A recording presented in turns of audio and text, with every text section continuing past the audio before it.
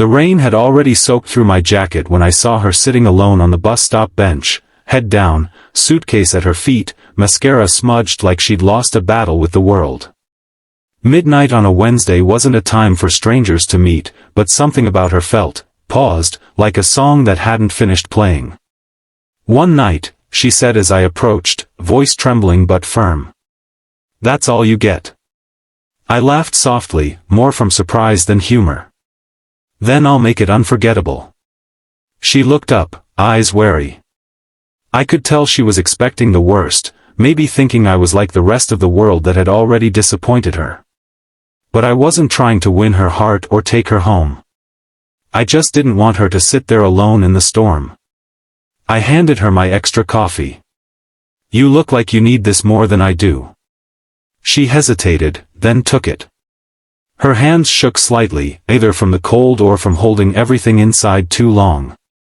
Her name was Elena, and as the night unfolded in a small 24-hour diner by the station, the story came spilling out between sips of bitter coffee and the hum of old neon lights. She'd left home that morning, quit her job, broke up with a man who treated her like a placeholder, and was on her way to nowhere in particular. "I thought freedom would feel lighter," she said, staring out the rain-smeared window. "But it just feels empty." I told her I understood. I'd once thought success would fix the cracks in my own life, until my father's funeral reminded me that you can't climb your way out of loneliness. Sometimes, you just have to sit with it. We didn't talk about love or fate or any of those movie cliches. We talked about real things, how silence feels heavier than words, how kindness from strangers can mean more than praise from people you know. At one point, she laughed, a small, genuine sound that made the waitress glance over and smile. "It's been a while since I laughed," she admitted. "Then that's what we'll remember tonight for," I said. Not running, not breaking, just breathing. By dawn, the rain had stopped. The streets shimmered, quiet and new, as if the city itself had forgiven us. She stood by the bus that would take her west. Her eyes were softer now, not healed, but open. "I meant it," she said.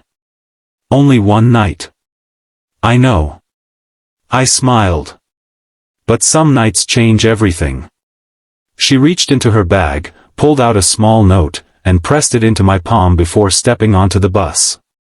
When I unfolded it, there was no phone number. Just 6 words, written in hurried ink. "You reminded me life is kind." Months passed. I never saw her again.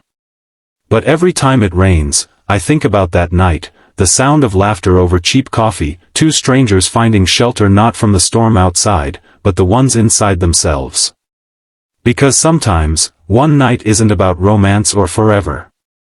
It's about reminding someone that the world still has gentle places left. And people willing to sit with you in the dark until morning comes. Moral: even brief moments of compassion can leave lasting warmth. You don't need forever to change someone's life. Sometimes, all it takes is one night of kindness.